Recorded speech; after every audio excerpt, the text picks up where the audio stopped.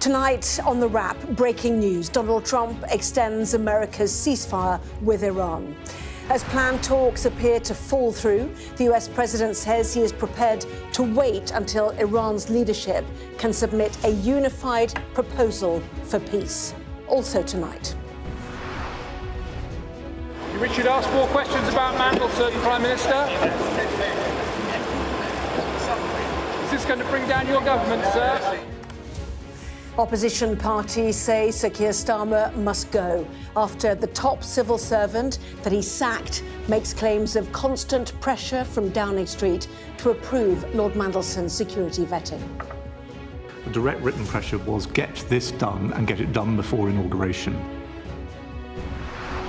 Facial recognition systems to be introduced across the UK after a human rights challenge fails. Plus, God bless you, darling Mama.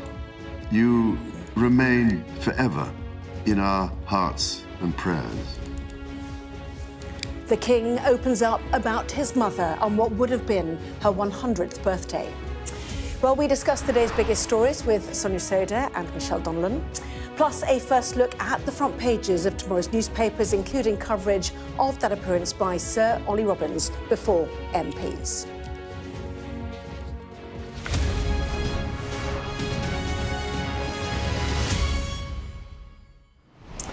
Well, hello, good evening to you. Sonia, Michelle, welcome to both of you as well. And we begin with breaking news tonight. President Trump says he is extending America's ceasefire with Iran. His announcement came as planned talks between the two countries appeared to unravel, with both sides reportedly pulling out of negotiations and threatening a return to violence. Well, the president is at the White House right now. He is delivering remarks to US college sports champions. He may well address the situation with Iran too. Let's listen. Stand up. When I watch television, I watch the level of talent is actually incredible, and you're the best of the best, so that's an amazing thing. And from the opening serve to the final point of the national championship, the Aggies played with heart and determination. Everybody here played with heart and determination, really. They dominated the tournament, sweeping top-seeded Kentucky to claim, why were they top-seeded? What's going on? What's going on? I don't like that. To claim the program's first ever national title. Kendall Stowers was an offensive powerhouse. Where's Kendall? Are you a powerhouse? Yes, I can tell you are indeed a real powerhouse and champion. And senior opposite hitter Logan Lednicki delivered 11 kills against Kentucky. Where's Logan? Congratulations. So how tall are you, Logan? Wow, that's pretty good, let me tell you. But I want to congratulate what great athletes. Thank you very much. So clearly, Donald Trump, they're focused on college national sports. So let's head to our correspondent, James Matthews, who's in Washington. So a Truth Social post, James, confirming that the ceasefire would be extended. The clock had been ticking, we know. Is this America blinking first? Yes, I think so, and I've just been reminding myself of the aims that America set out with at the start of this conflict, and bear in mind they shifted over time. But you know, central to it was the destruction of Iran's nuclear capability. There was also talk about regime change and help for the people of Iran. Remember that Truth Social post? Help is on the way. Well, none of that has been achieved right now. We're at a stage where there had to be some resolution to this looming end of ceasefire, whereby America was going to re-engage with the military effort. That's what we had heard from Donald Trump. We had the spectacle today of the senior levels of the US government, from the president down through vice president, negotiators Witkoff and Jared Kushner. They were together with Vance. They were due to fly to Islamabad today. With bags packed, they were left hanging on the telephone at the White House while the Iranians complained of mixed messages from the United States, didn't like this continuing blockade. So essentially, they were snubbed, the Americans, by the Iranians, a country who we have learned can take a punch in this conflict and are prepared to knuckle down for the long haul. So yeah, it looks to me like America blinked first. They had to come up with some kind of solution ahead of this looming deadline. And I think, well, they got it with the help of the Pakistani mediators. Let me read you the Truth social post from Donald Trump within the past hour, Anna. He wrote this: based on the fact that the government of Iran is seriously fractured, not unexpectedly so, and upon the request of Field Marshal Asim Munir and Prime Minister Shehbaz Sharif of Pakistan, we have been asked to hold our attack on the country of Iran until such time as their leaders and representatives can come up with a unified proposal. I have therefore directed our military to continue the blockade and in all other respects remain ready and able, and will therefore extend the ceasefire until such time as their proposal is submitted and discussions are concluded one way or the other. So that's what Donald Trump has put on Truth Social. And a couple of things about that. He speaks about the government of Iran being seriously fractured, not unexpectedly. The question there is, well, the Americans took out the top tier of the Iranian regime. They have been left with a harder line regime. It wasn't regime change, as Trump claims. It was a reshuffling in the regime. They're dealing with hardliners when it comes to the IRGC, not necessarily aligned to the politicians that the Americans have been speaking to. So they are the masters of their own downfall with that, in that particular regard. And of course, the question is, when does this block end? When does this blockade end? And when might the ceasefire end? Because while all that's going on, the Strait of Hormuz is in gridlock with all the impact on the global economy that flows from that. So it's a very serious situation, largely of Donald Trump's own making. And right now, he doesn't have the solution to it. And in fact, a solution isn't necessarily in sight. Very interesting. James, thank you very much indeed for that. And no doubt we'll speak again to you if Donald Trump raises this at the White House. We've made Dominic shuffle seats. Good to have you here again, our International Affairs Editor, Dominic Waghorn. Let's pick up on two parts that James mentioned there. One, the fact that the Iranian leadership is fractured. I know you've just come back from Tehran. Is that true or likely? And the second point about the blockade, you'd think the ceasefire being extended was because of the economic brutality of this conflict. But if the blockade continues, that economic difficulty also continues. Yeah, it does, and that's a dilemma for both sides, and neither side want that to continue. In terms of whether the regime is fractured, there are signs of divisions, of tension. I didn't really see that when I was in Tehran, but I think more recently there are reports that there are tensions between what are called the pragmatists, Abbas Araghchi, the foreign minister, and others, and the hardliners, Ahmed Vahidi, who's the new head of the Revolutionary Guard. Now, always with Iranians, it's very hard to work out whether these tensions really exist, how much that's for theatre, how much it's to sort of throw their opponents off guard and off balance in these negotiations. But I think it's not actually that relevant in this sense, because I think Donald Trump isn't... The reason he's given for extending the ceasefire is just a kind of, you know, he's saying that it's a kind of token pretext he's put out there. He doesn't want to extend the ceasefire. He wants to extend the ceasefire.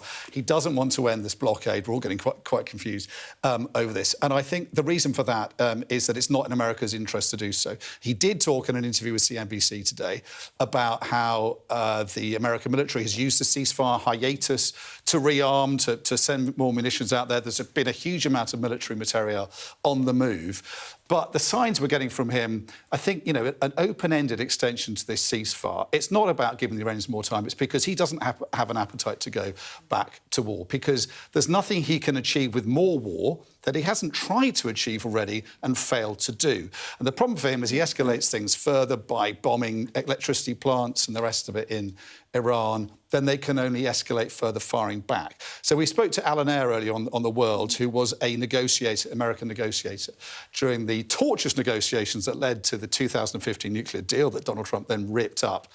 And he said he feels that Trump has blinked first, but he says it's a good thing he's done so. Let's have a listen to what he says, because he says it's going to at least give both sides time to cool down.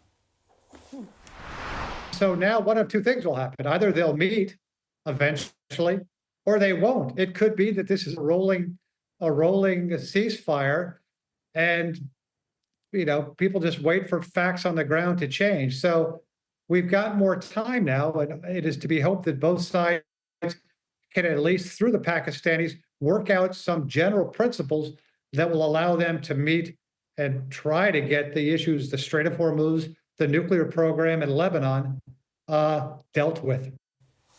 Well, Michelle, Sonia, do feel free to also ask Dominic questions, because he's the resident expert on this, having just come back from Tehran. But Alan Eyre also talking, Michelle, there about the fact that incremental bombing does not ultimately work, which is also has to be a consideration for whatever America does now.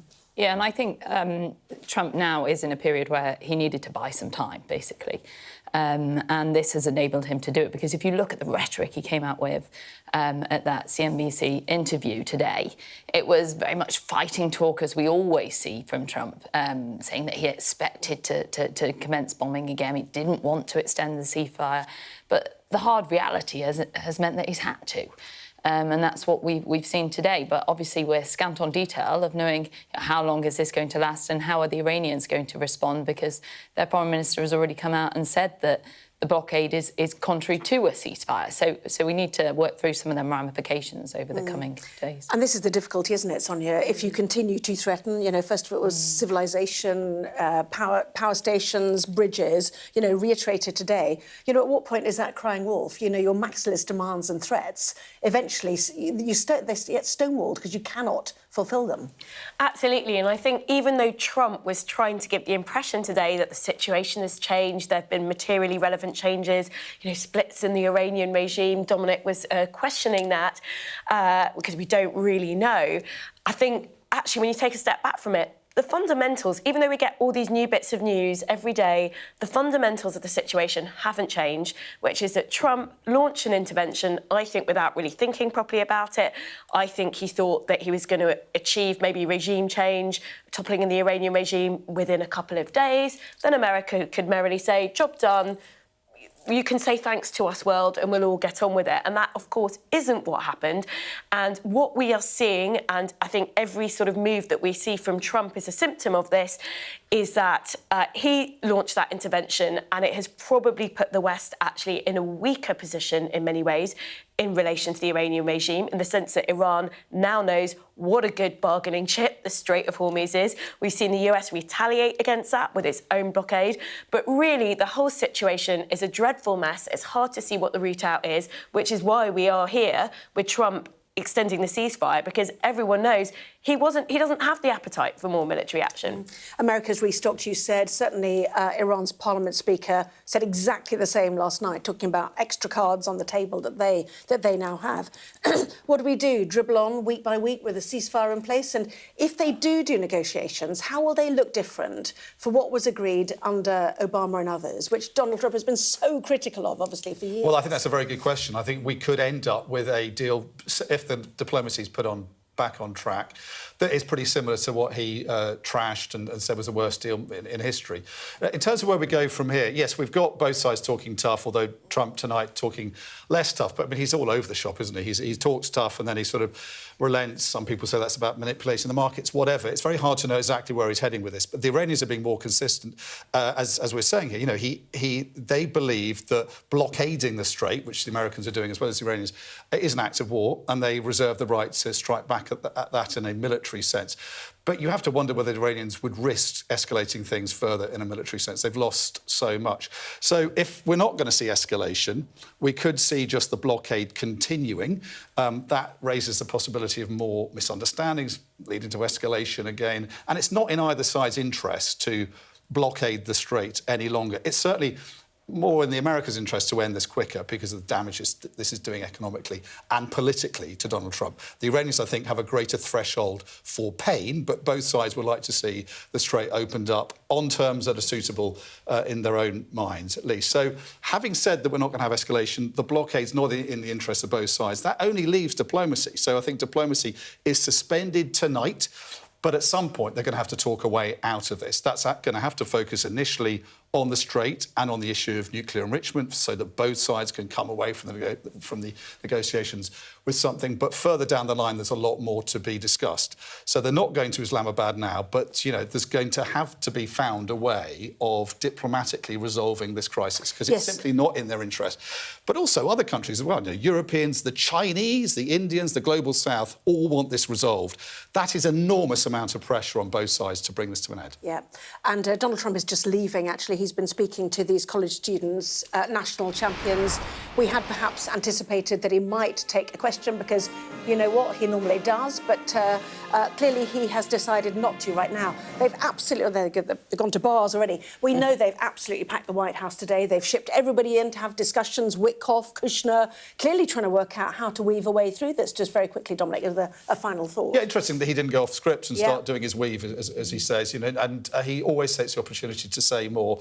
I think he just feels boxed in, and I feel that he's running out of options, and he's very frustrated by it. We've heard a number of press reports this week saying that he's flown into tantrums. Some occasions he's actually been sent out of the room because he's distracted people so much as they were deliberating over what to do about the downed airman. The Wall Street Journal says he was actually encouraged to leave the room because he was causing so much trouble in the room. So he's an angry man. All his ways of dealing with things, firing a bazooka at a guy who comes at you with a knife, admitting nothing, always claiming victory, none of that is working for him.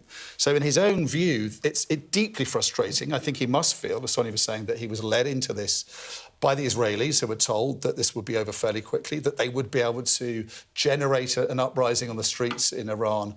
And crucially, the Israelis also said that they didn't believe the Iranians would block the Strait of Hormuz. So I think he feels he's been sold a pup by the Israelis, and his advisors didn't advise him against it enough. Yes, and now he's facing the consequences. Just getting some lines, actually, from the Pakistani Prime Minister, Shehbaz Sharif. It was him and the Pakistani Field Marshal, Asim Munir, who we know Donald Trump holds in high esteem, who had suggested that there should be a ceasefire.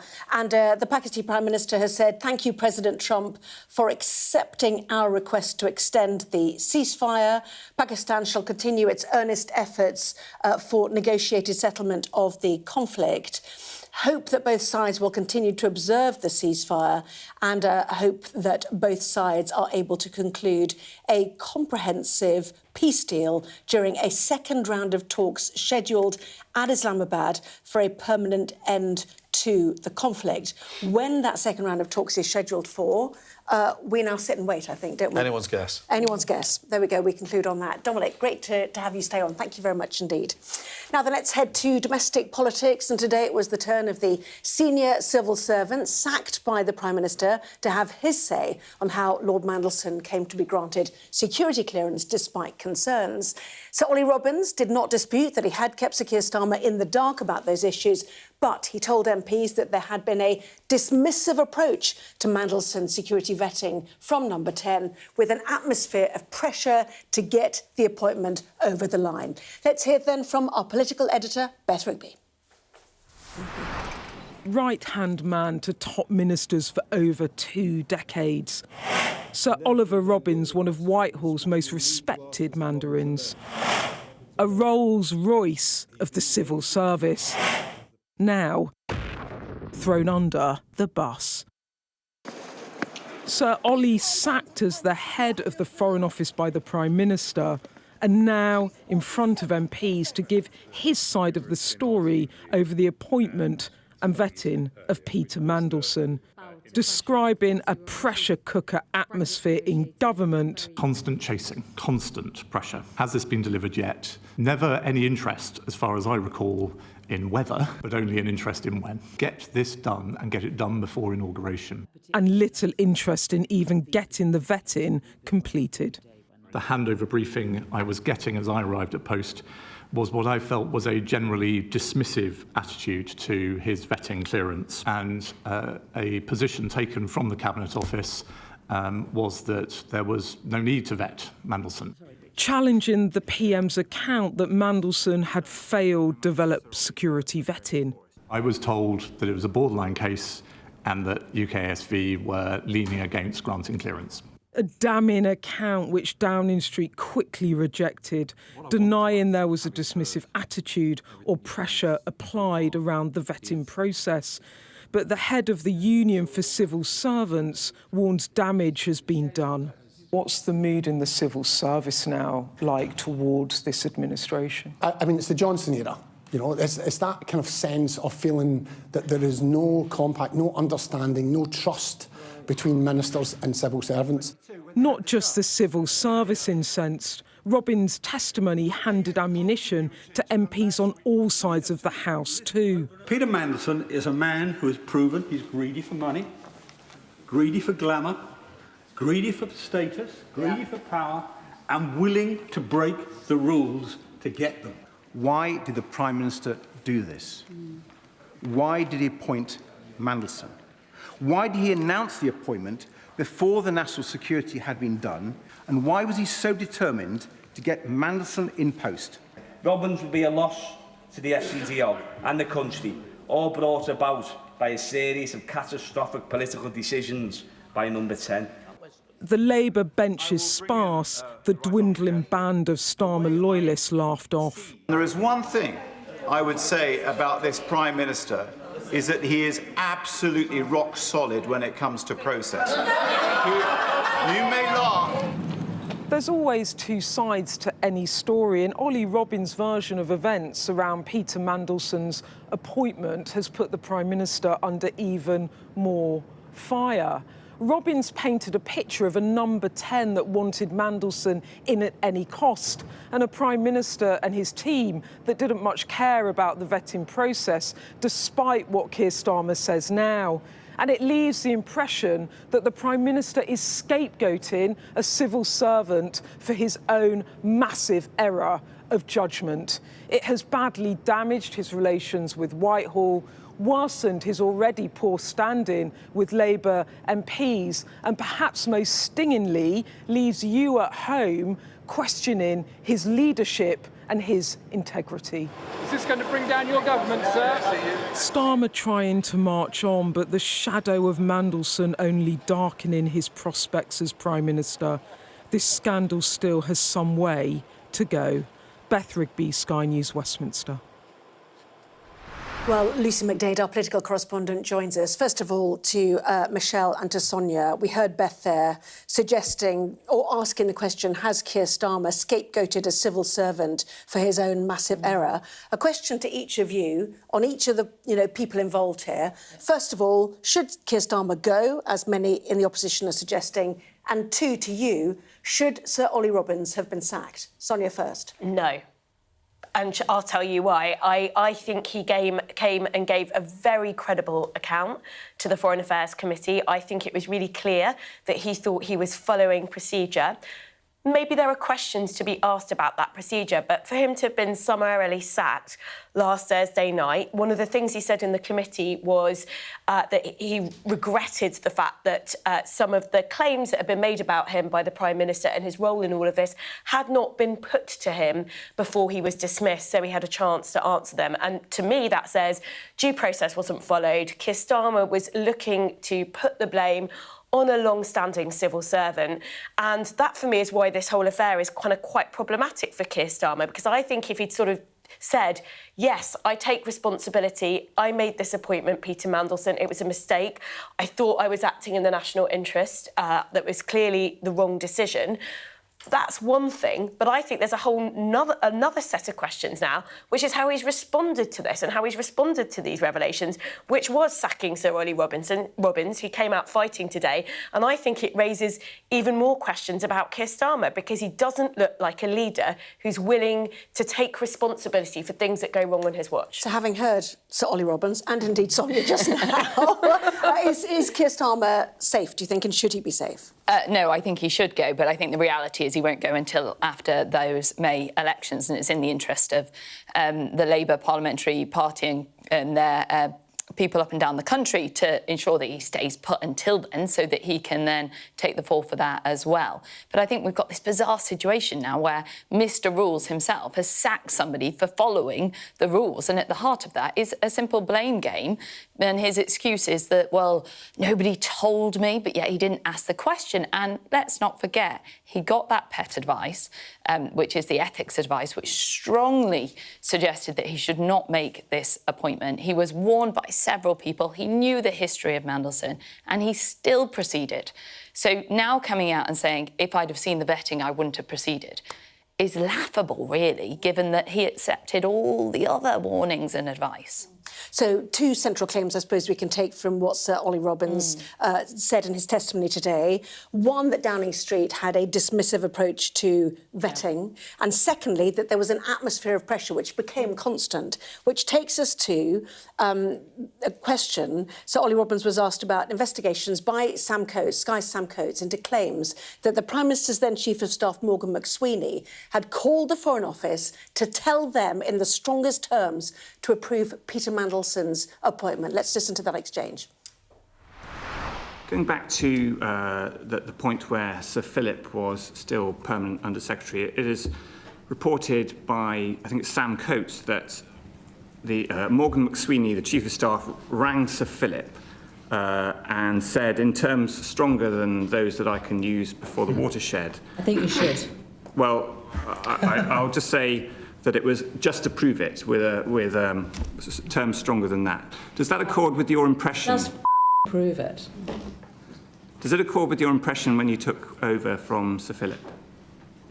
I think I recall Philip saying to me, certainly Philip's handover to me has contributed to my strong sense that there was an atmosphere of pressure and a certain dismissiveness about this DV process, which I hope I've tried already to be honest with the committee about. I don't remember Philip using those words.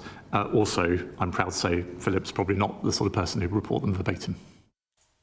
Yes, Emily Thornberry going full guns blazing at that point. So, Lucy, tonight we know Politico has reported that Morgan McSweeney has told them he did not call the former Foreign Office chief, Philip Barton, or swear at him over the appointment of Peter Mandelson. But consistently, in his testimony, Ollie Robbins talked about this urgency from Downing Street to get the appointment over the line. Yeah, and that's the point. You know, it wasn't just in that quote there where they quoted Sam Coates and our journalism at Sky, but there were a number of times he alluded to this pressure from Number 10. There was a moment he said there was never any interest, as far as I can recall, in whether, but only an interest in when. There was a constant, and Downing Street, you know, said today, insisting that any pressure was more contacting for updates on the progression of the appointment, you know, hesitant to say that this was about rushing through vetting. But I think the problem for Keir Starmer is that each revelation, and look, we're getting into process and complexities now, and you wonder how much this cuts through to people at home. But what may well cut through to people at home is the fact that Keir Starmer made the initial decision to appoint Peter Mandelson in the first place. And while, you know, Michelle, you were saying there whether or not Keir Starmer is safe, it does feel like Labour MPs aren't ready to push the button just yet. But I think the thing is that there are enough Labour MPs that feel emboldened enough to push the button when they are ready to. And so this is a Prime Minister that's coming out tonight, at the very least, much weaker than he was just a few days ago. Yes, and what was intriguing was seeing, you know, Labour left MPs certainly sensing blood and being very critical of the sort of the Keir Starmer project, and in that we can include Morgan McSweeney. And the revelation about Matthew Doyle. I mean, that was quite explosive, I thought. We found out that it wasn't just Peter Mandelson. Who is a former... Yeah, he was a former Director of Communications at Number 10 that they were looking... I think he'd already been pushed out at that point because he wasn't considered to be very good at his job.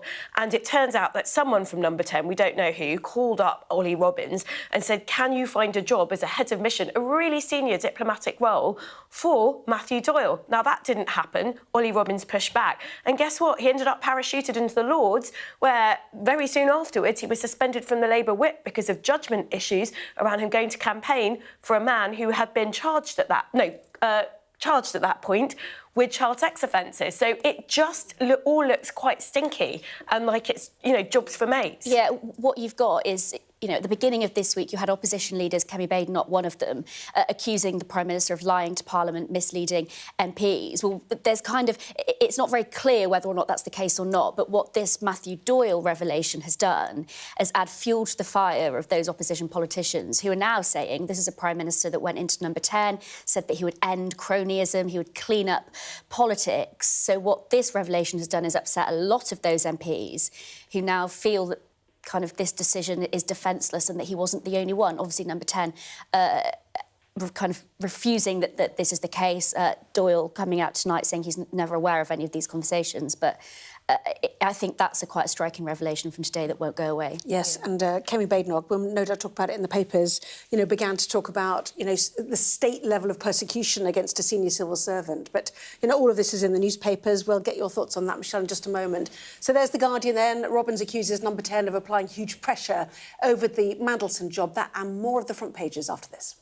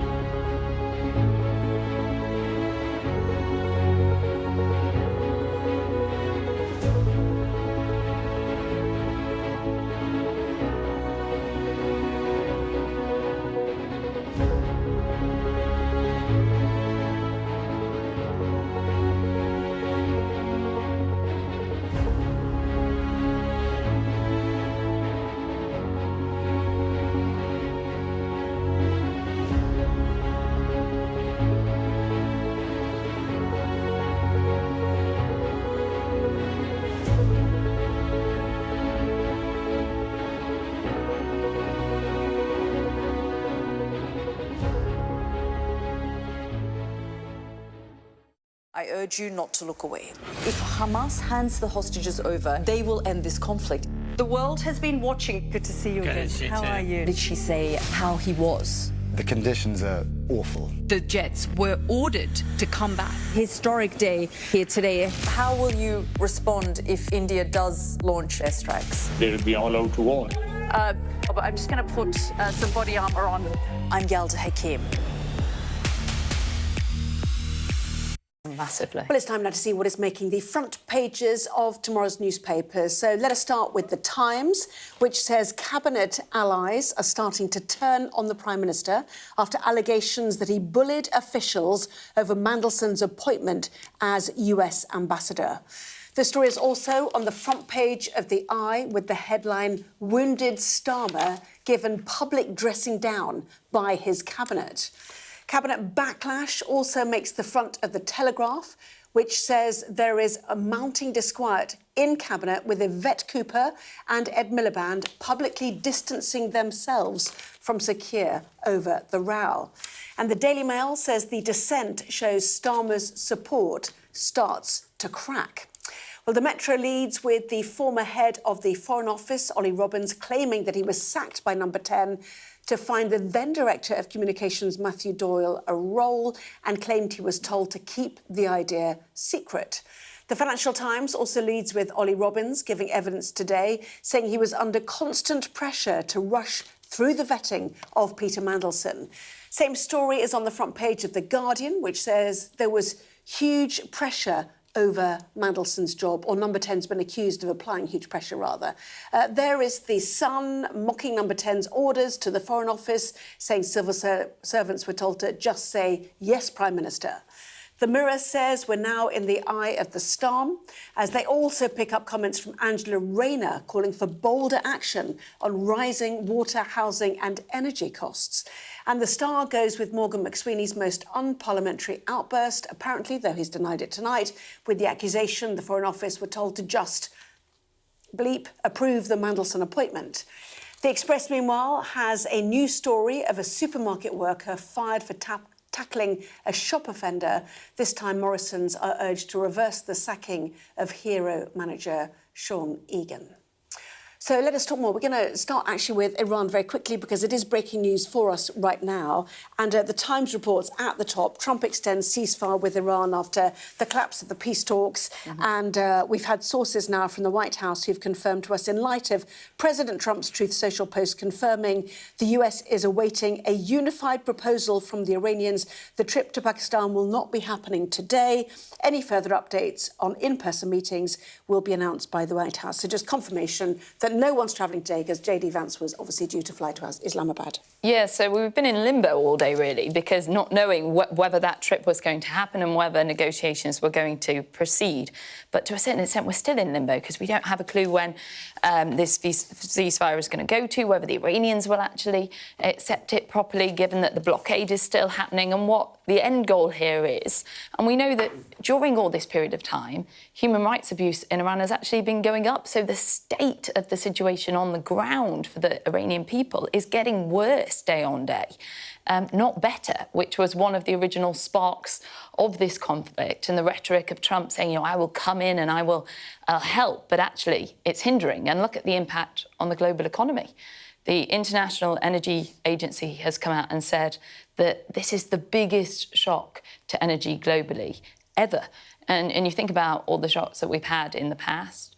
We've also seen that the UK economy is flirting with recession.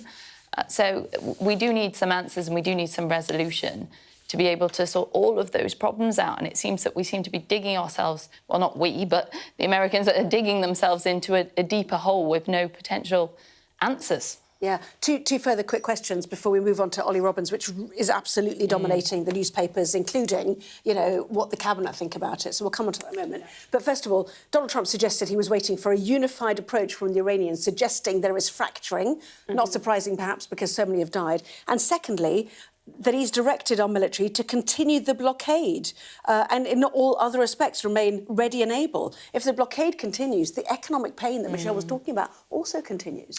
Oh, absolutely. And, we saw Iran, first of all, say, well, we're going to charge tolls, and the US comes in with its blockade. And all the while, this is having a massive impact on global oil supplies, which is having, in turn, an impact on the US and the American economy, which is very, very bad for Donald Trump politically. So, yes, that is continuing. I think there will be sighs of relief all round that Trump has extended the ceasefire. I think lots of people are expecting him to, because no one really thinks that he's got the appetite to reinstigate conflict.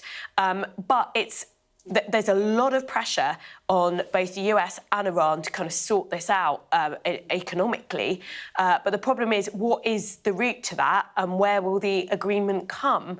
If anything, the two sides have moved further apart since America launched its intervention. Yes, well, while we're on the Times, let's stay with that, because it has what feels like developments in the story of Sir Ollie Robbins after his testimony to the Foreign Affairs Select Committee today, suggesting, Michelle, that cabinet ministers have distanced themselves from Sir Keir Starmer as the Prime Minister faced claims of bullying officials into approving Lord Mandelson's appointment as ambassador to Washington. Certainly the theme from Sir Ollie Robbins was the constant pressure.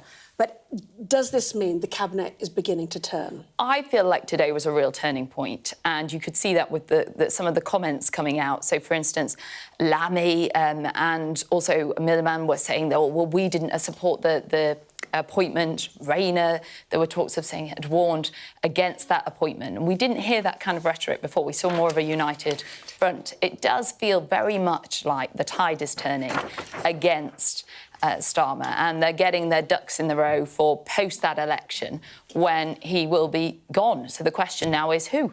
And interestingly, Rayner gave a speech at a conference this evening, and some of that rhetoric was about a need for a bolder approach. But also she said that there is life and more outside of the bubble of Westminster. And she was trying to come off as the champion that would address that. And I think we'll see more speeches over the coming days trying to highlight the profile of other people rather than necessarily rowing behind Keir Starmer. Yes.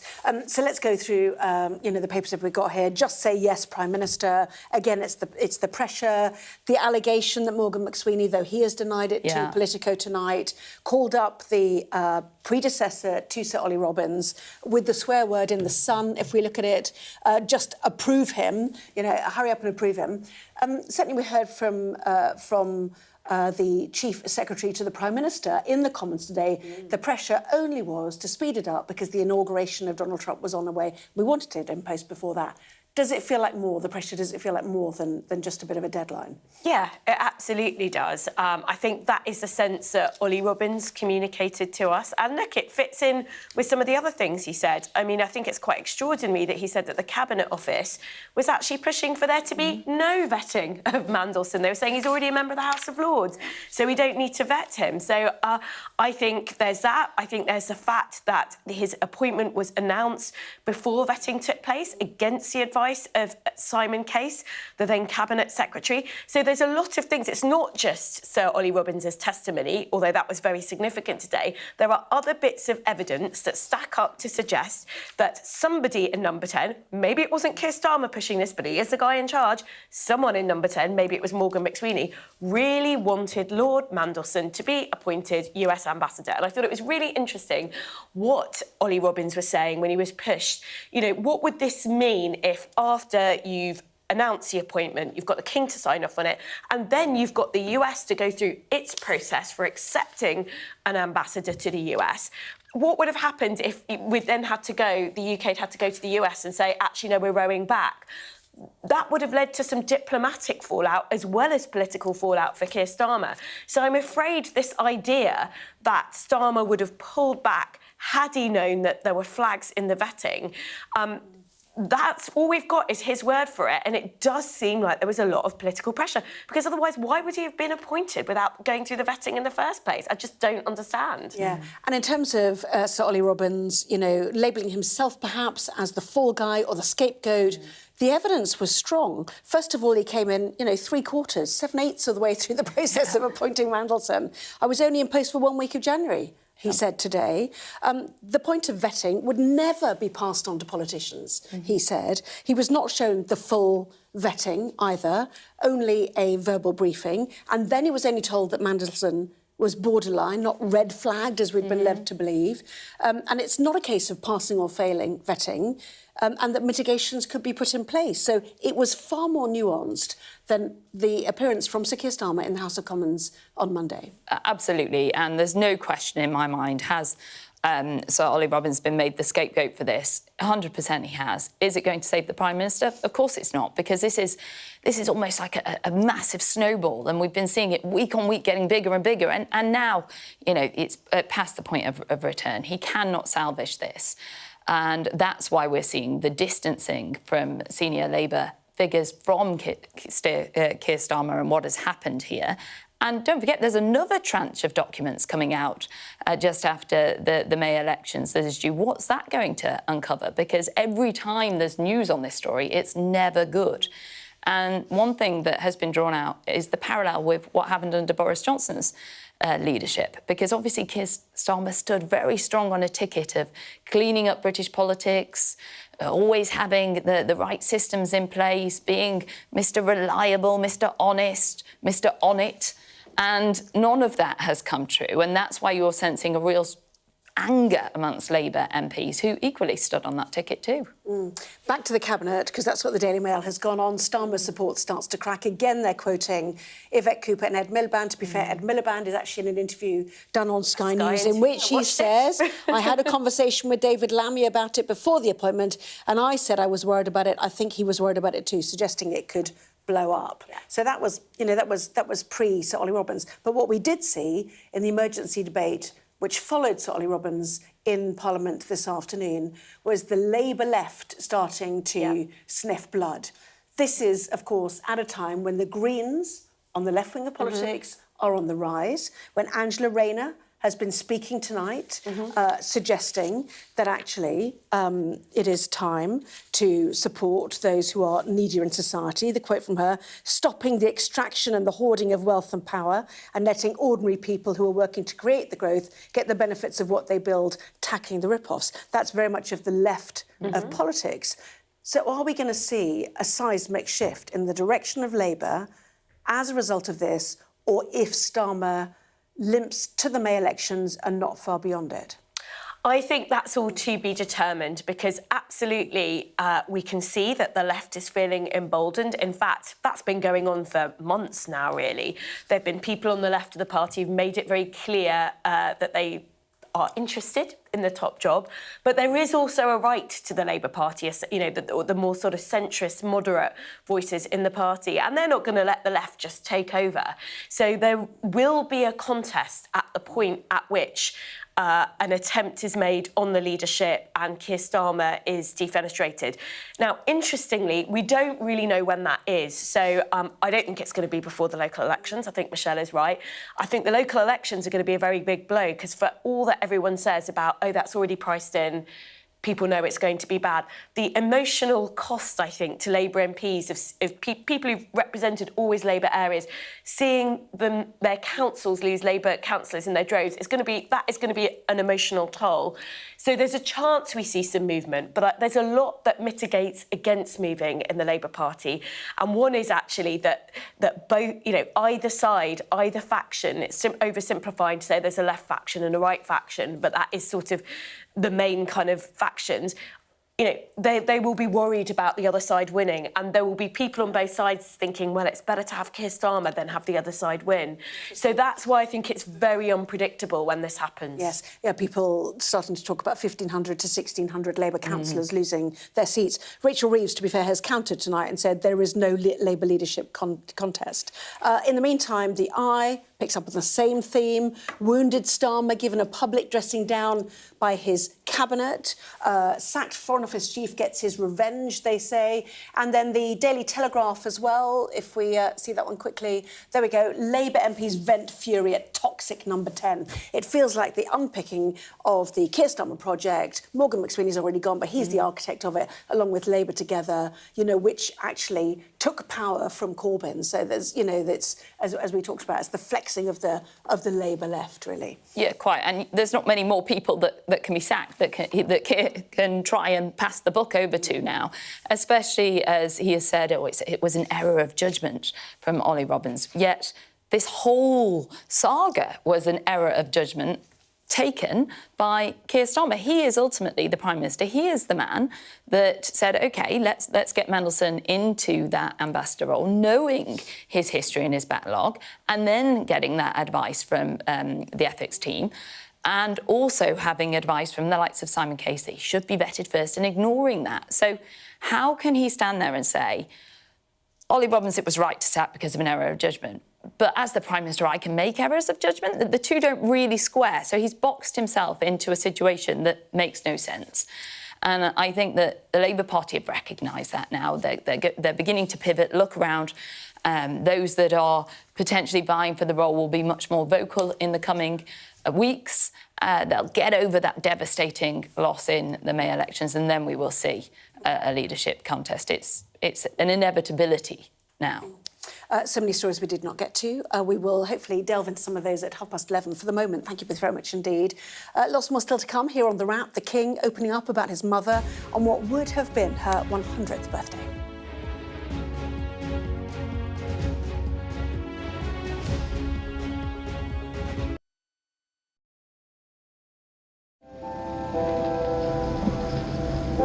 I'm Stuart Ramsey, and I'm Sky's chief correspondent. An enormous explosion has just come down. I think it was a monster's just landed in between us. Hundreds and hundreds of people hoping to get north, ultimately to get to the United States. It's a border where they're not welcome, yet they keep coming. We saw snatch squads going in, grabbing people, taking them out and putting them into trucks and taking them away. They make about 50 kilos of fentanyl a week. It's incredibly dangerous and toxic stuff. There's been an upsurge in deaths. The fighting between the gangs is getting more and more vicious. Is this now all your territory? Yeah. The battlefield is outside the barricades, which is over there. This is much more like a normal town. It's really sending a clear message that Venezuela is eager for change. We've been crushed. Free from wherever you get your news. We are in the middle of a forest, in a jungle really, and they're attempting to keep these men alive. This is real, hardcore emergency medicine. The information on this could bring down the entire network, not just in Iraq and Syria, but across the world. Sky News, the full story first. Well, hundreds of thousands of people have been using the beast for years to traverse Mexico, but it is really dangerous. Many people have died riding it. Well, hello and thank you for watching The Wrap. Every night of the week, we will be joined by the very best commentators to explain the how and the why. Just cannot stand. Stupid thing to do. He did know what he was doing. You can expect more analysis. This is going to get deeper. I think it's going to end up with Russia. Is war inevitable? What he's interested in is a deal. That doesn't rule out strikes. I disagree. And laughs along the way. Plus, a look at tomorrow's headlines. The Wrap. Everything wrapped up for you from 10. The best thing about being a Sky News journalist... My darling. Beth Rigby, Sky News. ...is being a Sky News journalist. You said to people, I'm not coming back for more, but you have come back for more. Well, let's kick off and make a statement. What can our Prime Minister say to you to not impose tariffs? He's coming out! What more do you need? We're trying to see as much as we can. We're in an area that's just been reclaimed. Mr. Zuma, Sky News. People are directly protesting. The whole neighborhood is rallied around her. It's been impenetrable to journalists over the last 2 years of war in Sudan. I've been waiting for this for 2 years. It doesn't feel like a big homecoming. It was never going to be pretty. War isn't pretty. Well, Michelle, Sonia, the King has paid tribute to his mother, the late Queen Elizabeth, on what would have been her 100th birthday. Let's hear what he had to say. Much about the times we now live in, I suspect, may have troubled her deeply. But I take heart from her belief that goodness will always prevail and that a brighter dawn is never far from the horizon. For, as a young Princess Elizabeth put it, in her first ever public broadcast, aged just 14, we can each play our part to make the world of tomorrow a better and happier place. It is a belief which I share with all my heart. God bless you, darling Mama. You remain forever in our hearts and prayers. Well, they say King Charles is the arch-diplomat. That was kind of politically charged in some respects. We just wonder what parts of modern world would his mother not have approved of or been troubled by. quite. But I think we might be overreading it a little bit, because at the heart of it, it's a touching tribute to the late Queen, who meant so much to so many, given her extensive service and the length of service. And let's not forget, Charles did the longest apprenticeship in history to gain the throne, but he's still taken the time to mark today, which I think was a nice touch. Sonia? Yeah, I think that's right. I think it was a really touching tribute. I'm sure this isn't what he was referring to, but I do think she'd have been very upset about everything that's going on with Andrew, formerly Prince, as well. Sorry to bring that in. And I think there are many people who think in some ways maybe it was a blessing that the Queen wasn't around to sort of see where that's all gone, the whole Jeffrey Epstein thing. But, you know, I do think that was a very touching tribute. And I think it's interesting, isn't it? Because there was lots of speculation about what Charles was going to be like as a monarch. He did a lot of work while he was doing that apprenticeship, thinking about how he was going to slim the monarchy down. I mean, that is a good point you're making. You know, do we reflect and actually believe that Queen Elizabeth II's reign is the heyday of the modern monarchy, and it's become so difficult, so troublesome. You know, there are so many who've been so poorly as well, as we know, that actually, is that the high watermark for the House of Windsor? I mean, you do say that, but then at the same time, we are sending Charles across to the US, aren't we, for this state visit to go and meet Donald Trump. And I think it shows the cachet that the monarchy does still have in the world. So perhaps, but I also think that Charles is probably handling himself as king in a way that has commanded a lot of respect. And I think 20, 30 years ago, people might have been a bit sceptical of. Yes. Well, all eyes on that, certainly. Donald Trump again making headlines tonight. He has suggested that the ceasefire with Iran has been extended. He suggests that he needs a unified approach from the Iranians, but it was quite clear that neither side were willing to go to Islamabad and Pakistan, which has been leading those negotiations. More in a moment. What's the best thing about being a Sky News presenter? Perfect. Let's bring you some breaking news. Being a Sky News presenter.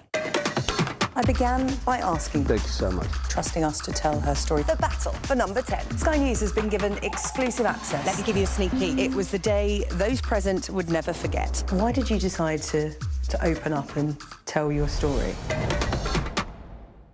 I urge you not to look away. If Hamas hands the hostages over, they will end this conflict. The world has been watching. Good to see you again. How are you? Did she say how he was? The conditions are awful. The jets were ordered to come back. Historic day here today. How will you respond if India does launch airstrikes? They will be allowed to war. I'm just going to put some body armor on. I'm Yalda Hakim.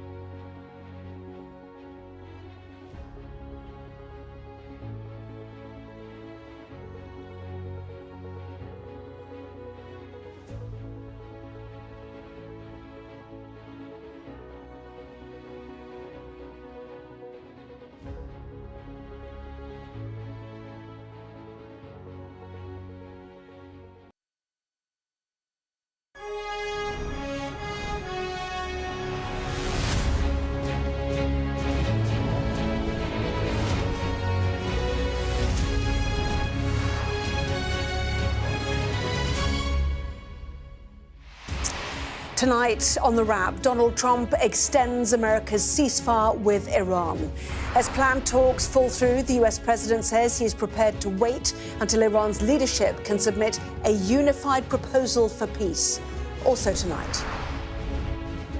We should ask more questions about Mandelson, Prime Minister.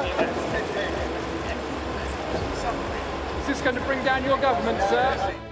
Opposition parties say Sir Keir Starmer must go after the top civil servant that he sacked makes claims of constant pressure from Downing Street to approve Lord Mandelson's security vetting. The direct written pressure was get this done and get it done before inauguration. Recognition systems to be introduced across the UK after a human rights challenge fails. Plus, the Energy Secretary rejects claims of wokeism as he backs a push towards green energy in response to the economic shock from the Iran war. Well, we discuss today's biggest stories with Sonia Soder and Michelle Donnellan, plus a first look at the front pages of tomorrow's newspapers, including coverage of that appearance by Sir Ollie Robbins before MPs.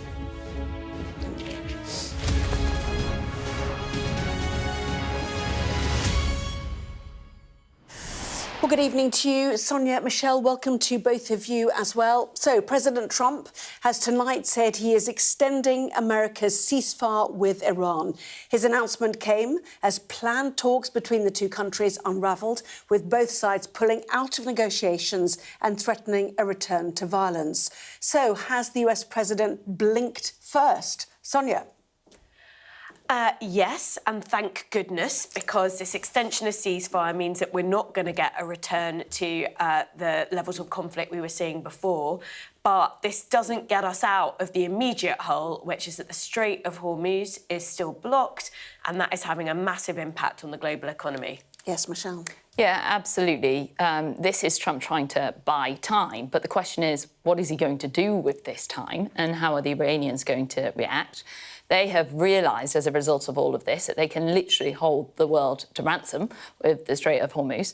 And Trump has realised that it's a very difficult mission that he's embarked on, and it isn't a quick job that he has tried to tackle. And look what's happening on the ground. Human rights abuse is getting worse. And actually one of the original intentions of Trump publicly, he said, was to try and make that better, but it's actually getting worse. And look at the global economy and the shocks that we've seen to energy. The International Energy Agency have said this is the biggest crisis in terms of energy that the world has ever seen. Now, you think about everything that's happened, COVID, world wars, etc., and yet this is the biggest crisis. The UK itself is flirting with recession, primarily as a result of what has happened in this war. So the whole world needs this to come to some kind of resolution, and today's announcement is really a sticking plaster. Yes. Well, let's find out more from our US correspondent, James Matthews, who's reporting from Washington.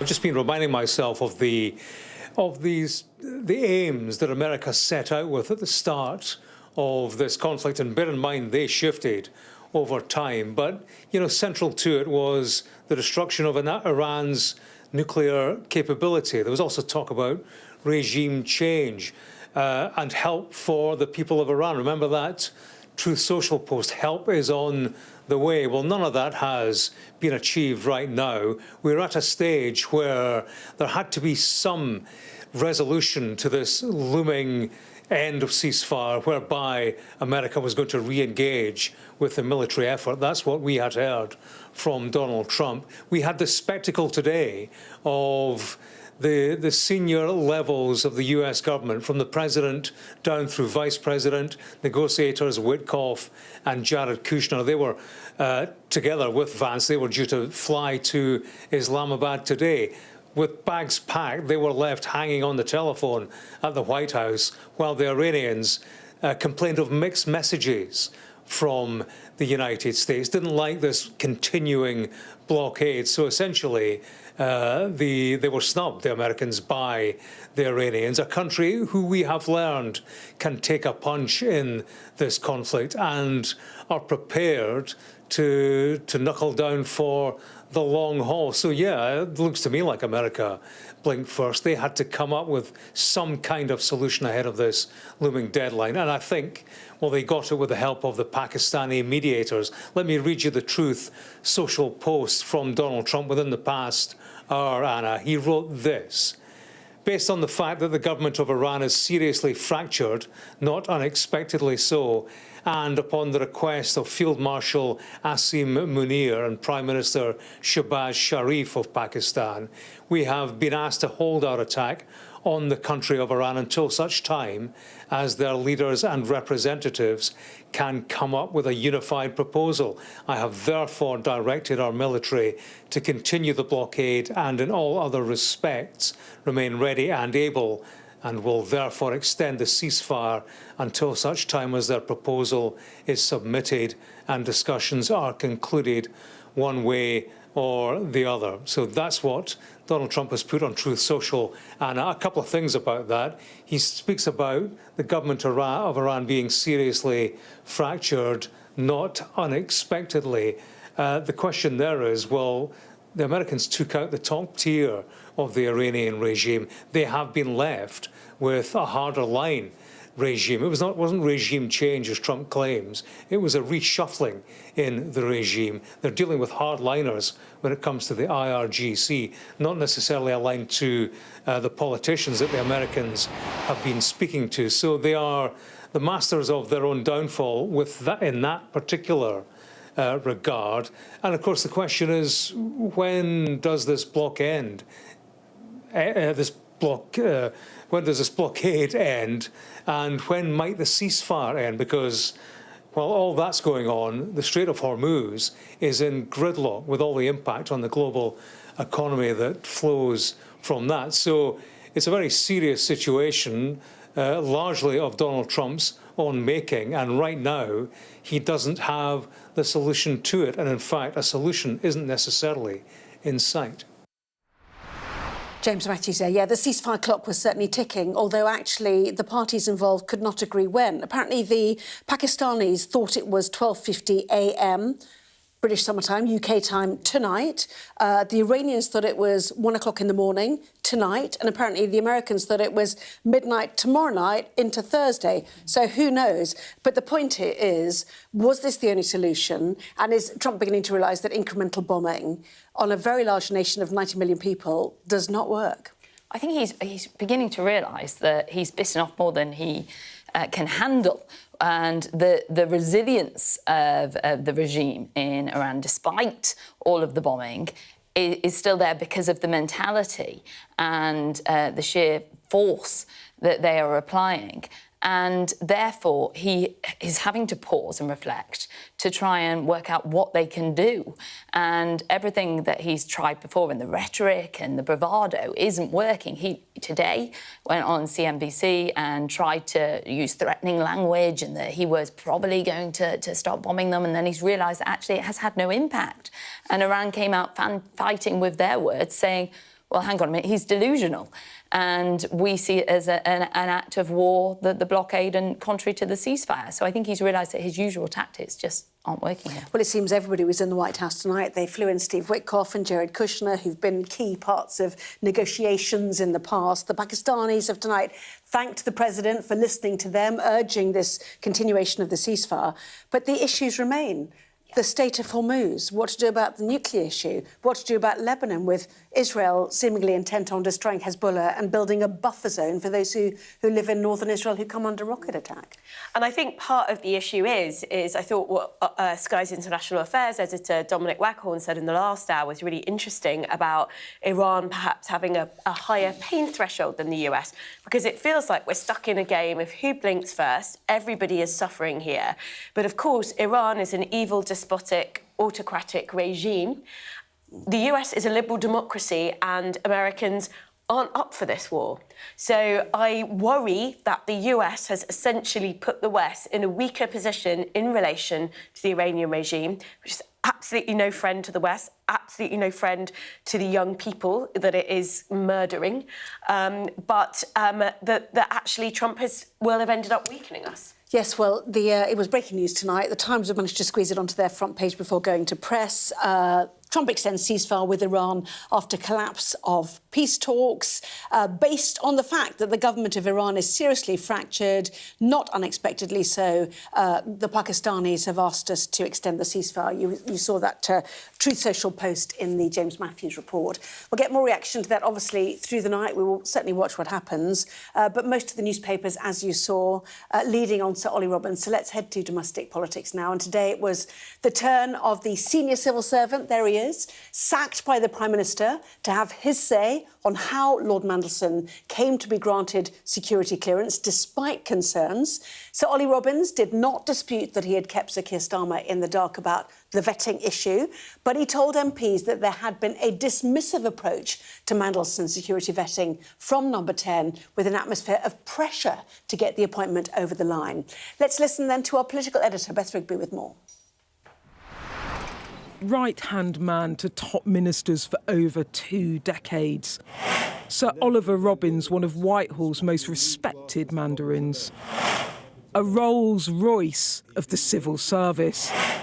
Now thrown under the bus. Sir Ollie sacked as the head of the Foreign Office by the Prime Minister, and now in front of MPs to give his side of the story over the appointment and vetting of Peter Mandelson, describing a pressure cooker atmosphere in government. Constant chasing, constant pressure. Has this been delivered yet? Never any interest, as far as I recall, in whether, but only an interest in when. Get this done and get it done before inauguration. And little interest in even getting the vetting completed. The handover briefing I was getting as I arrived at post was what I felt was a generally dismissive attitude to his vetting clearance, and a position taken from the Cabinet Office was that there was no need to vet Mandelson. Challenging the PM's account that Mandelson had failed develop security vetting. I was told that it was a borderline case and that UKSV were leaning against granting clearance. A damning account which Downing Street quickly rejected, denying there was a dismissive attitude or pressure applied around the vetting process. But the head of the Union for Civil Servants warns damage has been done. What's the mood in the civil service now like towards this administration? I mean, it's the Johnson era. You know, it's that kind of sense of feeling that there is no compact, no understanding, no trust between ministers and civil servants. Not just the civil service incensed. Robbins' testimony handed ammunition to MPs on all sides of the House too. Peter Mandelson is a man who has proven he's greedy for money, greedy for glamour, greedy for status, greedy for power, and willing to break the rules to get them. Why did the Prime Minister do this? Why did he appoint Mandelson?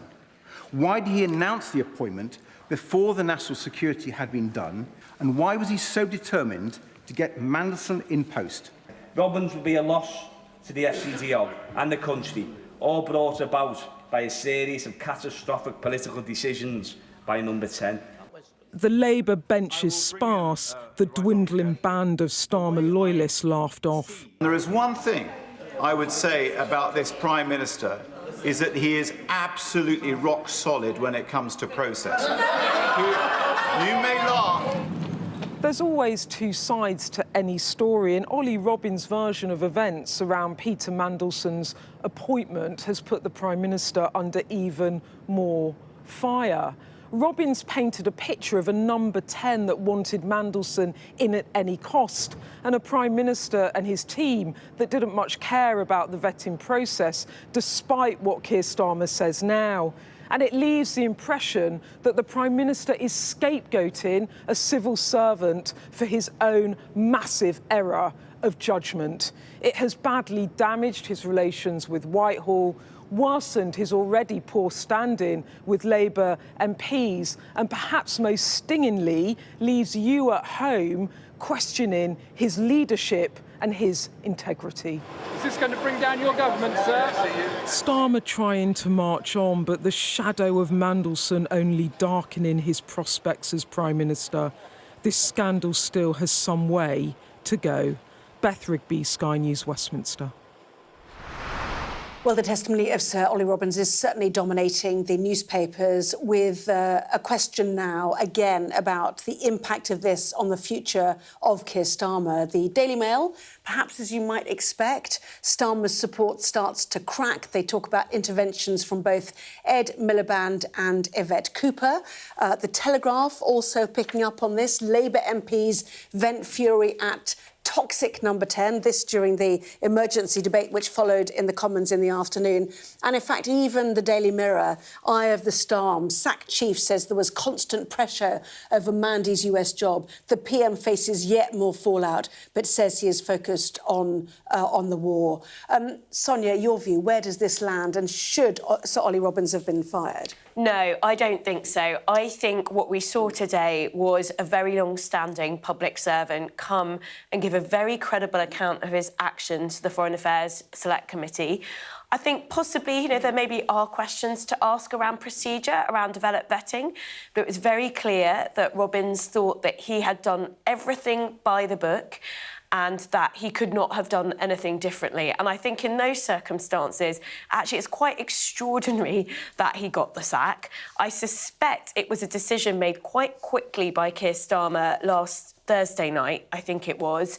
And I don't know that Keir Starmer would have had the full facts before him. And Ollie Robbins actually said in his evidence, it was quite a human moment, I thought, that he really regretted that some of the stuff that's been said about his role in this by the Prime Minister, the accountability that starts with him, that he regretted that that hadn't been put to him and he hadn't had a chance to respond before he was sacked. And that, to me, is not due process, certainly not when you've got a civil servant who's very highly respected, of 25 years standing. Now, there are real discrepancies in the account that we've heard from the Cabinet Office and Number 10 and Keir Starmer and the Foreign Office. So some of that has to be cleared up, but some of the revelations we got from Ollie Robbins today were extraordinary, like the fact that there was another political appointment that someone in Number 10 was seeking for Starmer's former Director of Communications, Matthew Doyle. He's got no qualifications at all to be in a senior role in the diplomatic service.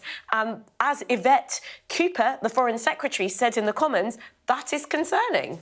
That is concerning. Also that Sir Ollie Robbins was asked not to tell the then Foreign Secretary about it, and also that at the time he was reducing headcount and losing senior civil servants, and that would have looked very awkward for him. Right, so what is your view on this? Certainly we heard that Starmer had said in Cabinet that Ollie Robbins was a distinguished public servant but had made an error of judgment. Where do you think the error of judgment lies? Well, I think that's a really interesting line that he's used there, because actually this entire saga was down to an error of judgment by Keir Starmer himself. Yet he's sacked Sir Ollie Robbins for the error of judgment, but his error of judgment is quite acceptable, and we've seen several of them, including the fact that he started Mandelson in the role. He was receiving high-level briefings on confidential information before he was even vetted, let alone the fact that this vetting has come back with warning signs. And he ignored Simon Case, who was then heading up the civil service. He ignored the ethics advice, which was the due diligence, which highlighted the link with Epstein, as he has said himself in the Commons. And he knew all of the history and the fact that Mandelson had been sacked twice. He knew that he was part of this corporation, Global Council. So he knew all of that. So to now come out and say, yes, but if I'd have been told this final nugget, I'd have changed course, even though it had been signed off by the King and everything had been public, is just completely laughable. And the hypocrisy of this is really stark, especially given the approach that Keir had towards Boris Johnson and the ticket that he stood on as the last election of cleaning up British politics. And there's a real sense of anger now from Labour MPs that's coming out, and a distancing from those senior Labour parliamentarians that are potentially going to vie for his job. And we haven't seen that before. So today is a real turning point, I think. Well, let's pick up on that, actually, because we saw it in Beth's report, didn't we? Those rumblings against the Prime Minister on the Labour benches. Have a look at what the former Shadow Chancellor John McDonnell had to say to Sky's Mark Barbette on the Politics Hub earlier tonight. I think in any other circumstances, if there was a viable alternative, I think Keir himself would most probably be standing down. There isn't. We're in the middle of a war, so I think he'll stumble on, and I think that will happen after the May elections as well. I don't want to be cruel about this, but if there was a viable alternative now, for example, if Andy To be honest, if Andy Burnham was in Parliament now, there'll be people rallying round, explain to Keir it's better he stands down in the interest of the party and would have an alternative. John McDonnell, let's remember, was in the Corbyn government. Many of them blame Morgan McSweeney and Sir Keir Starmer for destroying the Corbyn project. Nonetheless, Angela Rayner's been speaking tonight about the need, what sounded quite a redistributive idea against wealth. Rachel Reeves has spoken tonight also and says there is no leadership contest. Do we just add the word yet after that sentence, do you think? I think so. I think it's very hard to predict exactly when it's all going to erupt. I certainly don't think it's going to be before the local elections because Labour MPs need Keir Starmer to own the results from those elections. I think it might take some time even afterwards because there are different factions of the party. People on each side is worried that actually if we go too soon or if we go at the wrong time, maybe the others will win. And are you suggesting, therefore, that Angela Rayner, who might do a pact with Andy Burnham, are worried if they go too early, they let West Streeting in? Are these the people we're talking about here? Well, I think it's less that. I actually think it's probably in Angela Rayner's interest to go probably a bit earlier before Andy Burnham can get into Parliament, but they've got to get the nominations from backbench MPs. I think it's around 75, but don't quote me on that, in order to trigger a leadership contest. They've got to have a good chunk of the Parliamentary Labour Party who say, yep, we're unifying behind you from our faction and we think now is the right time. Now, there's a lot of plotting that goes on the Labour backbenches, but that all has to be coordinated. So there are things that mitigate the move. I think one thing that might hold Labour MPs back is that there isn't a clear agenda yet that the left has got or that the right of the party has got. And I think MPs are wary of the risk that they replace Keir Starmer with somebody who has a honeymoon period, does better than after 6 months you're in exactly the same position. So I think they want to take the time to make the right decision if they're going to be making Michelle must be sitting here sighing because Sir Ed Davies said, how depressing is it to come back to where the Tories were? And in fact, to conclude the Rachel Reeves quote just quickly, I don't want to go down the route the Conservatives went down of 3 Prime Ministers in 5 years and 5 Chancellors, I think, during that timeline. Anyway, one sentence from you. You've been there, seen it, done the, got the re-leadership contest, you lot, haven't you? Look, the Conservative Party has always been more ruthless when it comes to leaders, and it's easier to dispose of them, if you like, within the Conservative Party. But I think it is inevitable that Keir Starmer is now going.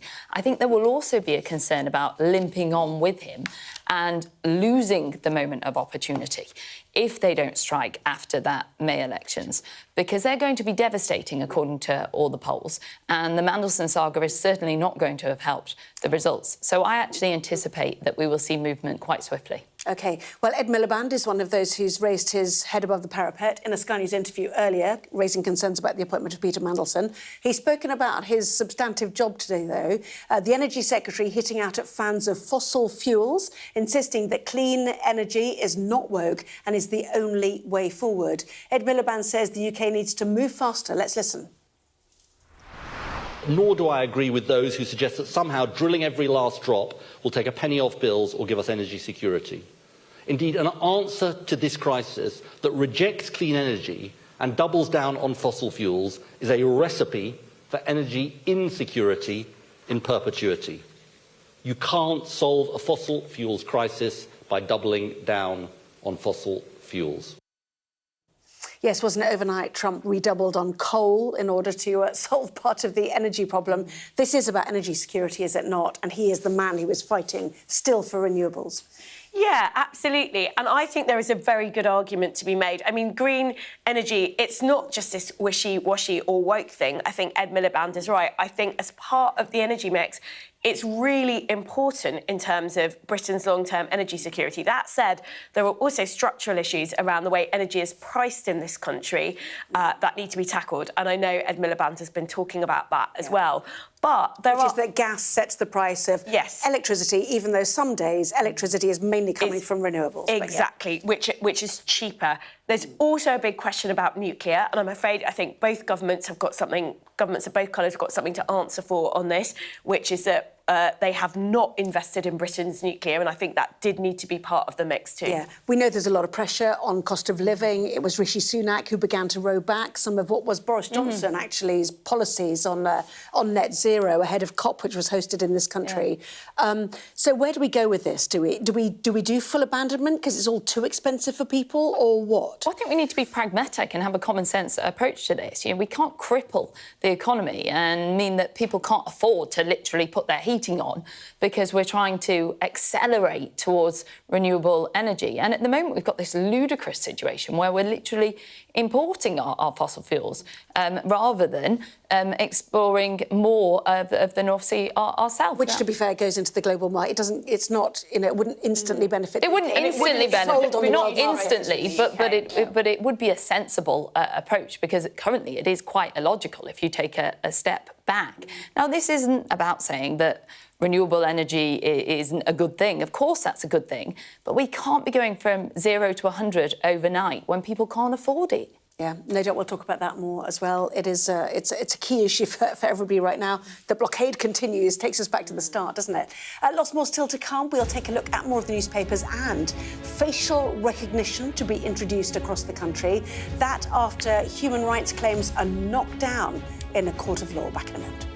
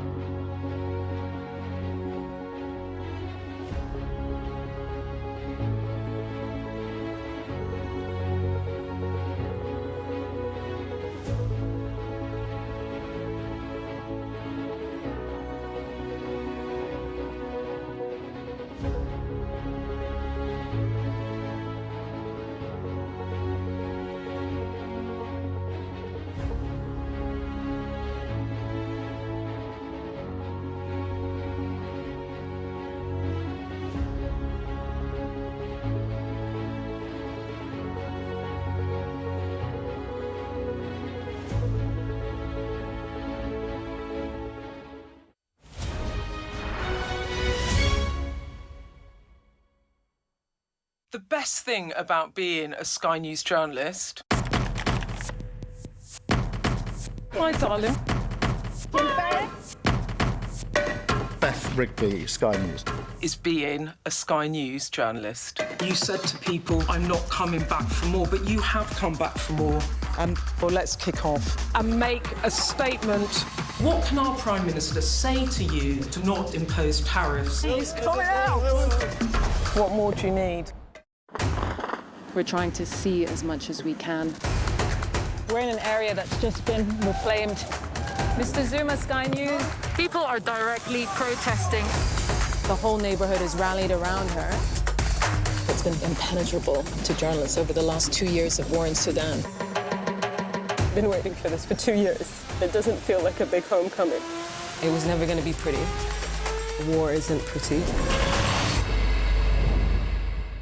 What's the best thing about being a Sky News presenter? Perfect. Let's bring you some breaking news. Being a Sky News presenter. I began by asking, Thank you so much. trusting us to tell her story. The battle for number 10. Sky News has been given exclusive access. Let me give you a sneak peek. It was the day those present would never forget. Why did you decide to open up and tell your story?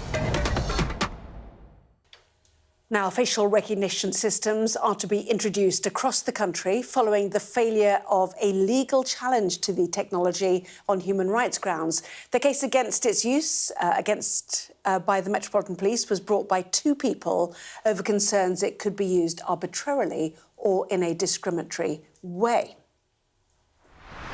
There are very, very few misidentifications. In 3 million people who've walked past these cameras over many years, only 12 have been misidentified. Many of those haven't even been stopped by the police because it's obvious. A few have been stopped and spoken to, none have been arrested. So it's a minuscule number. You compare that to human error when officers are doing stops with that technology, it's much, much lower. This is fantastic technology that is keeping the public safe. Officers arrest more people on these operations than they do without it, and they interfere with other people's rights far less because they get it right almost every time.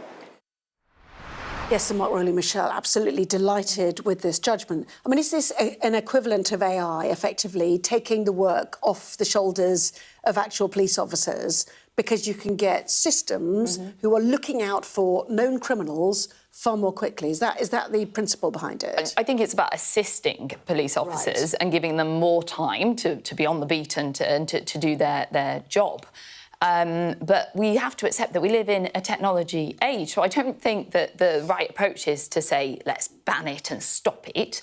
The correct approach should be saying, how do we improve it? How do we make it safer? How do we mitigate against some of these risks? And my understanding is that when it has identified people incorrectly, the algorithm has been altered and the technology has been improved. And as Sir Mark Rowley says, there are very, very few cases of that happening anyway. What is more concerning that nobody's talking about is the fact that police forces up and down the country are often already doing this and using this technology, but there's no legislation underpinning that. It's based on a multitude of a patchwork of different laws and a mishmash of different things, whereas actually if we wanted to make the use of these kinds of technology safe, we should be pursuing legislation correctly to underpin it. I feel like I've done decades of stories of Big Brother is watching you. You know, I'm old enough to remember CCTV in car parks for the first time, kind of stuff. But is this taking it to the nth degree? Does it go too far for you, for libertarians? How do you feel about it? Well, I do think that there are valid civil liberties concerns about this, and it's all about how you balance the benefits. And obviously we had Sir Mark Rowley giving a very strong pitch for the benefits of this technology there. But there are people who are much more critical of it as a technology and say, actually, you know, the way these algorithms work, they may lead to greater inaccuracies with, you know, black and minority ethnic people, for example. So I think we do need to be very sure about those, and I think we need to be very... we need to be paying attention to civil liberties concerns, because let's just say that the police and civil liberties is often not a marriage made in heaven, and they do get these things wrong. And, you know, I've written about cases before where the police have really, you know, unlawfully stepped on citizens' free speech rights, for example, in ways that have been found unlawful by the courts. So we know the police can get very enthusiastic with this stuff. So I do think it's good to be very aware of the civil liberties concerns while not reeling it out. OK. Both of you, stay there. Should we have a look at the papers for tomorrow? Can't remember what day tomorrow is. What is it? Wednesday. It's Wednesday's papers. So let us kick off, shall we, with the Times. There it is. It says Cabinet allies are starting to turn on the Prime Minister after allegations that he bullied officials over Peter Mandelson's appointment as US ambassador. The Eye also picking up on that with the headline, Wounded Starmer given a public dressing down by his cabinet. The Telegraph says there's mounting disquiet in Cabinet and beyond, in fact, with Yvette Cooper and Ed Miliband publicly distancing themselves from Sir Keir over the row. And the Daily Mail says the dissent shows, as it says, Starmer's support is beginning to crack. The Metro leads with Sir Ollie Robbins' claim that he was asked by Number 10 to find the then Director of Communications, Matthew Doyle, a role, and claimed that he was told to keep the idea secret from the then Foreign Secretary. The Financial Times also leads with Sir Ollie's evidence today, saying that he was under constant pressure, as he told MPs, to rush through the vetting of Peter Mandelson. Same story on the front of The Guardian, which says that Number 10 is accused of applying huge pressure over the Mandelson job. The Sun mocks Number 10's orders to the Foreign Office, saying civil servants were told to just say yes, Prime Minister. And the Mirror says we are now in the eye of the storm, as it also picks up on comments from Angela Rayner calling for bolder action on rising water, housing and energy costs. While the Star goes with Morgan McSweeney's most unparliamentary outburst, allegedly, though he's denied it tonight to Politico, with the accusation the Foreign Office was just told to bleep approve the Mandelson appointment. The Express, meanwhile, has a new story of a supermarket worker fired for tackling a shop offender. This time, Morrison's are being urged to reverse the sacking of what it calls a hero manager. So let's quickly go through the Ollie Robbins story, shall we? In The Sun, just say yes, Prime Minister. This idea of whether Downing Street was trying to bully the Foreign Office. Yeah, and that has come out today. That was one of the revelations that the Number 10 was trying to push for this to be done come what may. And also the Cabinet Office was saying, does he even need vetting? And that is a culture that has grown under this Prime Minister. And he is ultimately responsible, steering the ship. And he's come looking rather pathetic now because his excuses that, oh, well, nobody told me and they should have told me. Well, he should have asked, which is what many people have been coming out and saying. And his lines are now wearing thin to the point that we've seen, as those headlines show, many senior members in the Labour Party beginning their distancing of Keir Starmer and his leadership. Yes, Ed Miliband, for example, telling Sky News earlier this morning that he had raised concerns about the appointment of Mandelson and had discussed it with David Lammy, who also had concerns. So, you know, there's a judgment of the Prime Minister question. Yeah. There is what everybody does about it now question as well, isn't it? We've seen lots of papers leading on the Cabinet's concerns. What about the opposition? Suggestion from Badenoch today, Kemi Badenoch, the Tory leader, that there should be a vote of no confidence. Now, is there any mechanism by which that could occur? I will have to go away and have a look at the parliamentary specifics because it's been so long since we had all the talk of votes of no confidence. I can't remember exactly how it's triggered. But one thing I think Kemi Badenoch does need to be wary of is quite often when you've got a vote of no confidence, actually that is something that will really unite the Labour benches. I think we've seen that before when there have been attacks. So I'm not sure it's necessarily the best political tactic, actually.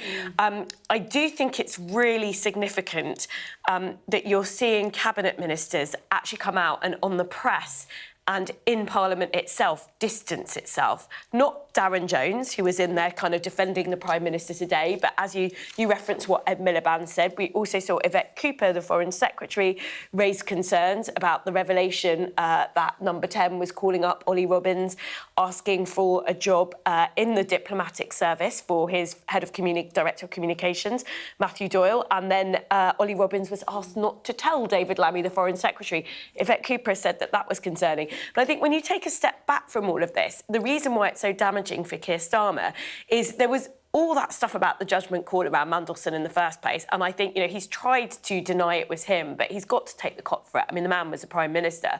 But there's a whole second set of questions now, which is the way that he's reacted to this in sacking a very long-standing civil servant who gave a very good account of himself today. And I watched that. I think lots of people who watched that appearance ended up thinking, gosh, this is really awful.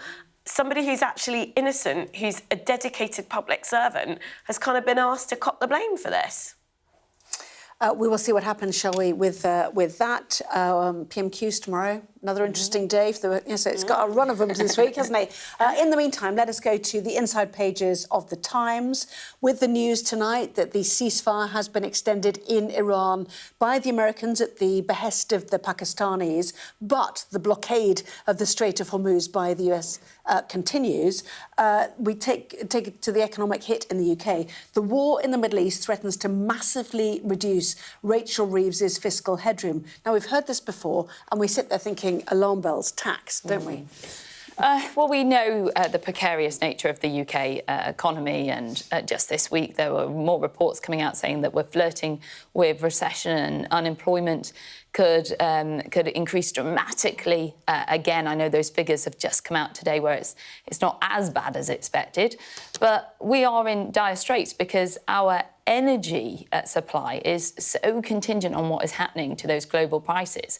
And therefore, we really can't afford the trajectory of this war, and nor can the Treasury. And I think that's why alarm bells will be ringing. And there's not that many levers to pull. Yes, although they are quoting the Resolution Foundation, calculating that the UK economy would be nearly 1% smaller. This is by 2029 if the war persists. Let us hope it does not persist to 2029, in which case that would mean government borrowing was £16 billion higher than the latest official forecast. We're hoping it's going to be resolved within weeks, aren't we? So rather than 2029, yes. Anyway. Oh, wow. We've got lots more newspapers to come. We'll take a quick break. We'll be back in a moment.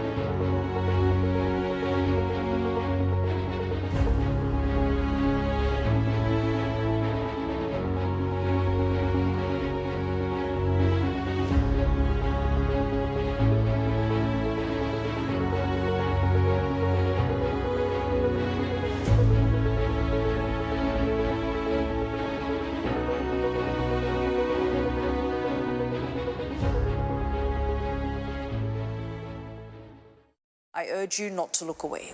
If Hamas hands the hostages over, they will end this conflict. The world has been watching. Good to see you again. How are you? Did she say how he was? The conditions are awful. The jets were ordered to come back. Historic day here today. How will you respond if India does launch airstrikes? They'll be allowed to warn. I'm just going to put some body armor on. I'm Yalda Hakim. So more of the newspapers. This is almost a young person section, actually, if you look at these stories. We should all go home then.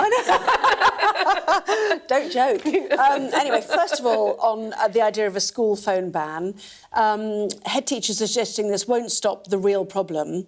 Which is what? What is the real problem? Well, the real problem is that, yes, OK, fine, but most schools say you can't have phones anyway. Yeah. But actually the problem is kids using phones outside of school and at home, which brings us on to the next story, really, which is what do you do about that? Personally, I do think the government needs to intervene. I'm not sure about a social media ban. I would actually do a device ban. So I would ban kids from being able to own phones that have got social media apps on them. And I think if you create a market for phones that have that kind of stuff blocked, actually having device-based controls is better than having age verification. So I think what we're learning from Australia is it's actually quite easy for kids to get around. OK, so let's talk to the specialist here. So, first of all, what was your department and what relevance is this to you? And what do you... So I headed up DCMS and then latterly DSIT, both Department of Culture, Media and Sport. Yes, and then Science and Technology, which basically covered online safety throughout the entire tenure. So this on the announcement on the schools is quite interesting because the government to date have really avoided doing this. So Gillian Keegan in the Conservative government introduced guidance for schools. But as we saw a patchwork around different school approaches, and we saw that the problem still persisted with it distracting pupils as well as being a problem in other ways. So finally, the government have done a U-turn here and said, OK, we will ban it, but it's a bit late in the day.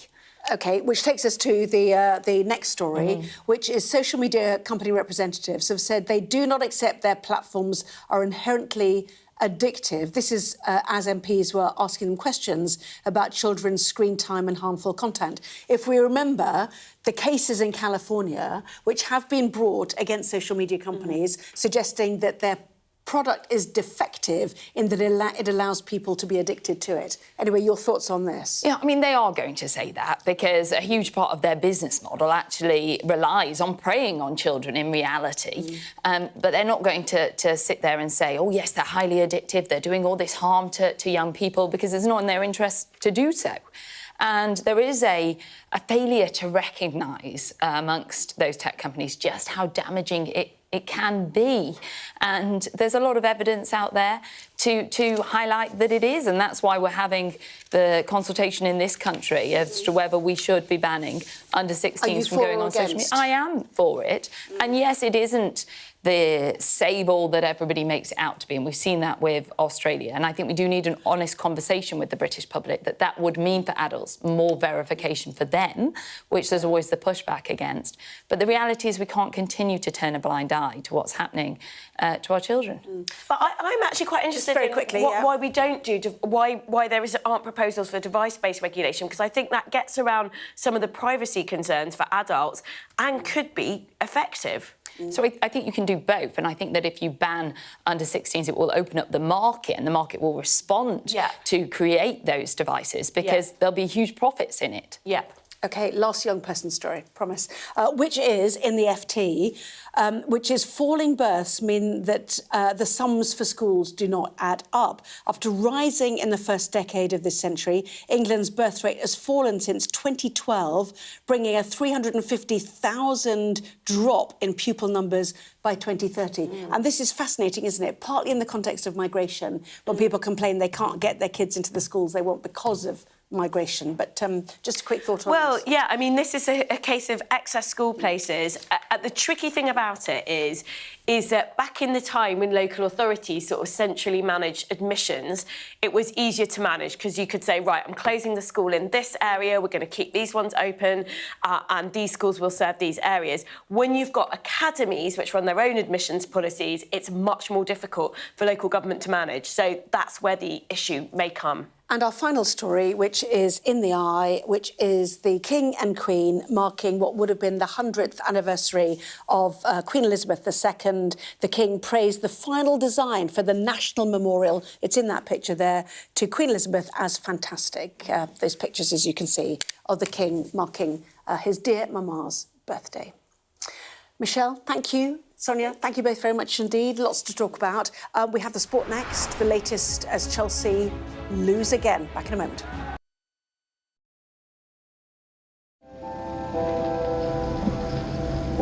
I'm Stuart Ramsey, and I'm Sky's chief correspondent. An enormous explosion that's just come down. I think it was a monster that's just landed in between us. Hundreds and hundreds of people hoping to get north, ultimately to get to the United States. It's a border where they're not welcome, and yet they keep coming. We saw snatch squads going in, grabbing people, taking them out and putting them into trucks and taking them away. They make about 50 kilos of fentanyl a week. It's incredibly dangerous and toxic stuff. There's been an upsurge in deaths. The fighting between the gangs is getting more and more vicious. Is this now all your territory? Yeah. The battlefield is outside the barricades, which is over there. This is much more like a normal town.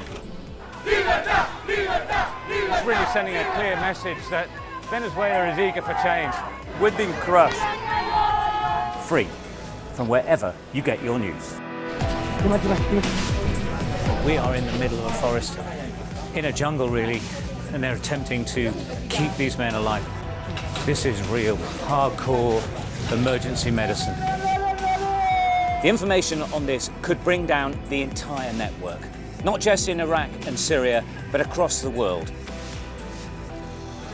Sky News, the full story first.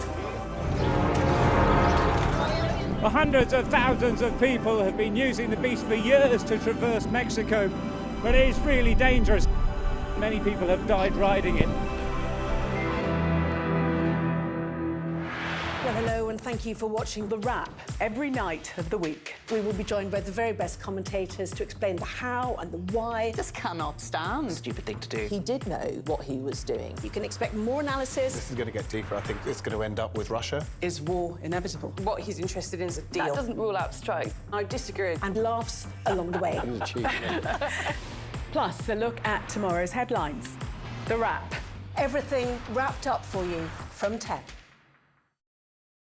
The best thing about being a Sky News journalist... My darling. Beth Rigby, Sky News. ...is being a Sky News journalist. You said to people, I'm not coming back for more, but you have come back for more. Well, let's kick off and make a statement. What can our Prime Minister say to you to not impose tariffs? He's coming out! What more do you need? We're trying to see as much as we can. We're in an area that's just been reclaimed. Mr. Zuma, Sky News. People are directly protesting. The whole neighborhood has rallied around her. It's been impenetrable to journalists over the last 2 years of war in Sudan. I've been waiting for this for 2 years. It doesn't feel like a big homecoming. It was never going to be pretty. War isn't pretty.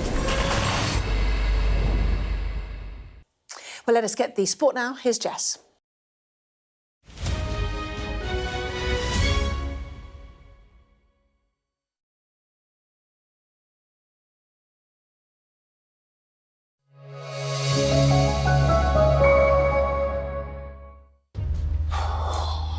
Okay.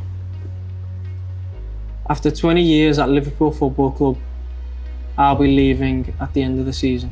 For generations, English football has stayed in England. The Premier League was their home.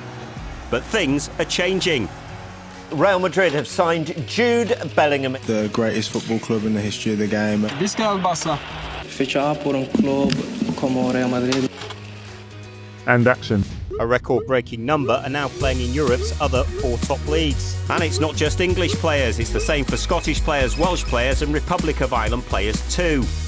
And it's a range of ages, from academy graduates seeking a first-team opportunity to established stars playing in their prime. More and more are packing their bags. The question is, why? It's obviously a massive year and a great opportunity to, create some history. Could have been in England and just stayed all my life, but I wanted to go and test myself. It's a short career, you want to try and make the most of it. I'm leaving London, I'm going to a city that I've never heard of before. I didn't think twice, I thought, I'm going, I want to go and experience it. There is more to life, to football than just England and the Premier League. Love and appreciation is always good, always motivates you to succeed and leave a legacy. No brainer for my career, I have to go here. Be careful what you wish for sometimes.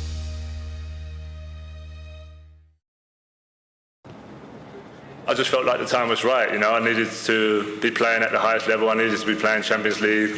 For much of his career, Harry Kane was defined by one statistic that he couldn't escape. The narrative around England's captain became about trophies and not goals. So, in the summer of 2023, he made a statement. It's a move that's paid off, with the former Tottenham striker breaking Bundesliga scoring records look easy. So what continues to motivate him?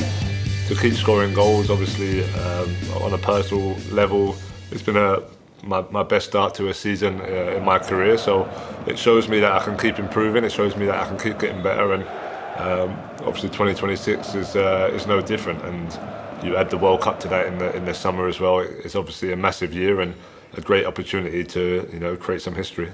41 goals possible for you? Yeah, I think it's possible. Especially with the start I've had so far this year. Yeah, I mean, that record's an incredible record, and it's going to be hard to beat, I know that. But yeah, I never want to say no to these things. I always think it's great to try and have those ambitions. Kane's impact was proof that success didn't require staying in England's spotlight. His trophy-winning exploits at Bayern Munich are being matched by another English superstar at another.